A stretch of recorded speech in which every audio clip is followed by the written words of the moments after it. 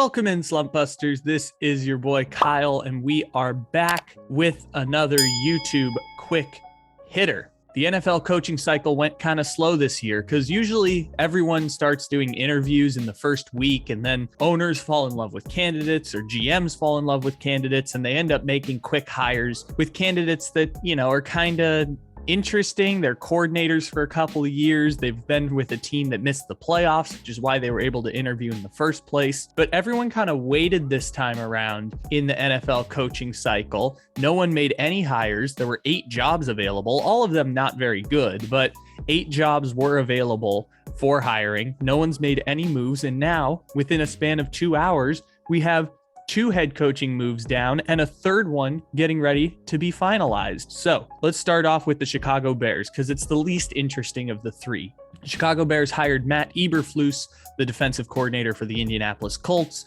as their head coach. They also hired the second in command for the Kansas City Chiefs, Ryan Poles, as their general manager. I think Poles is now the 3rd black general manager in the NFL now, which is good progress.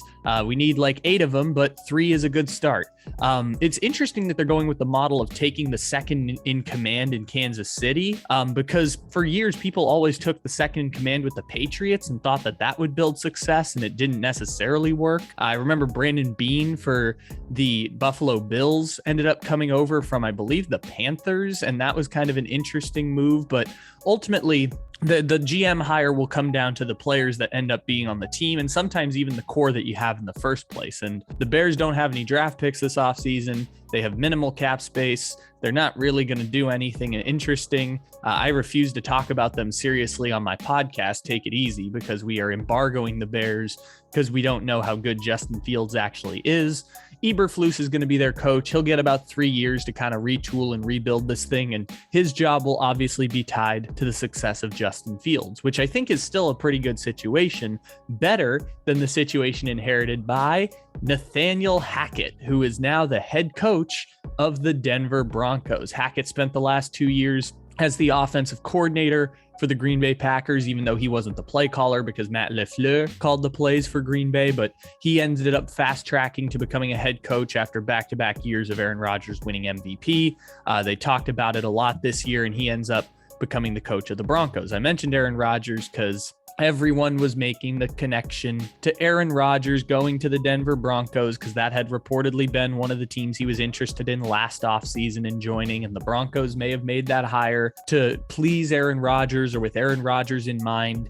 I think that's a big jump because the Denver Broncos probably aren't that inept in thinking that the head coach will matter in what Aaron Rodgers values, although I'm sure Aaron Rodgers wants to have a coach that he has some kind of rapport with. I'm sure it wasn't at the forefront of their mind in hiring Nathaniel Hackett as their head coach because Aaron Rodgers will play for the coach that he wants to play for. And unless he told them specifically that was Nathaniel Hackett, or Aaron Rodgers just did that as a way to help out his buddy get a head coaching job, totally plausible as well, unless there was direct communication there, which seems highly unlikely given the time frame of when Nathaniel Hackett got the job. It seems more likely the Broncos just hired Hackett as an offensive mind coming from the Packers.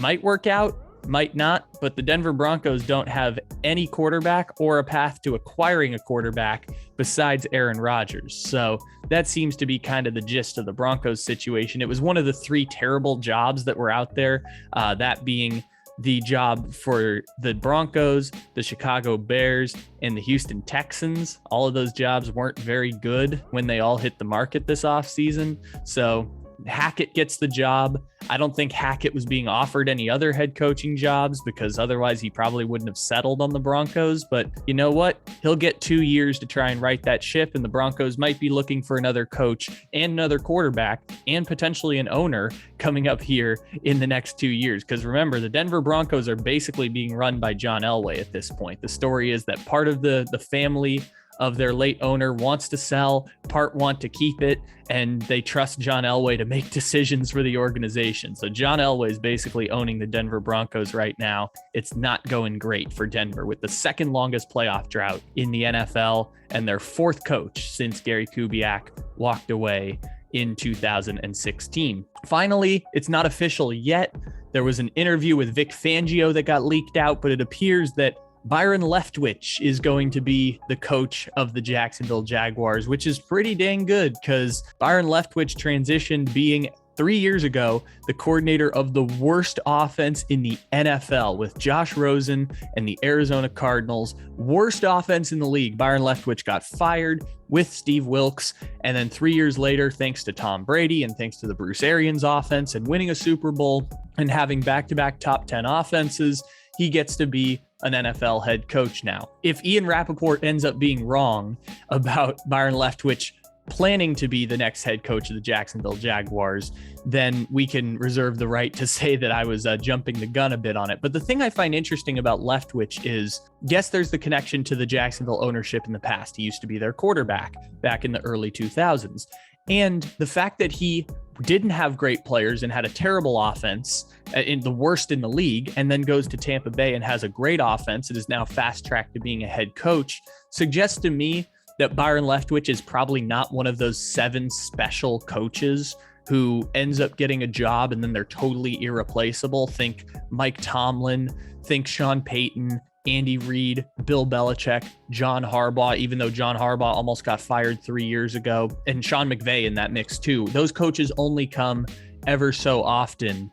And one of the things that I find interesting is teams always try and hire the next great offensive mind in the hopes that it'll elevate their offense ever so slightly. But Byron Leftwich's success, one way or another, is going to be tied to Trevor Lawrence. That's obvious enough. It's the same way Eberflus's is going to be tied to Justin Fields. And I think it's probably a better bet to bet on Trevor Lawrence than it is to bet on Justin Fields. I think both of those quarterbacks are extremely talented and both franchises are kind of in the same place organizationally. The Jaguars get the number 1 pick in the draft this year, while the Bears don't have any draft pick coming up this year. But ultimately, the success of these teams is going to be tied to that quarterback position. And in the case of Byron Leftwich, I don't think it's a great head coaching hire, but I don't know what makes a great head coaching hire. I was wrong about Sean McVay. I was wrong about Kevin Stefanski.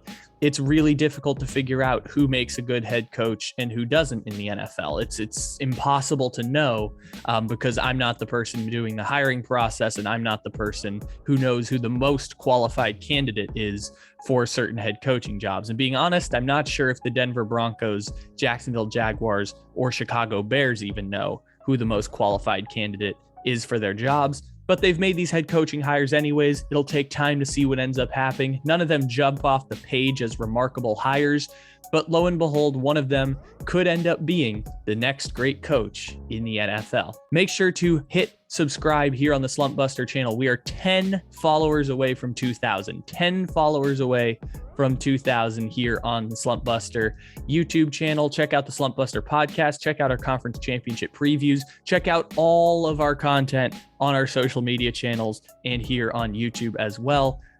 And have a fantabulous day.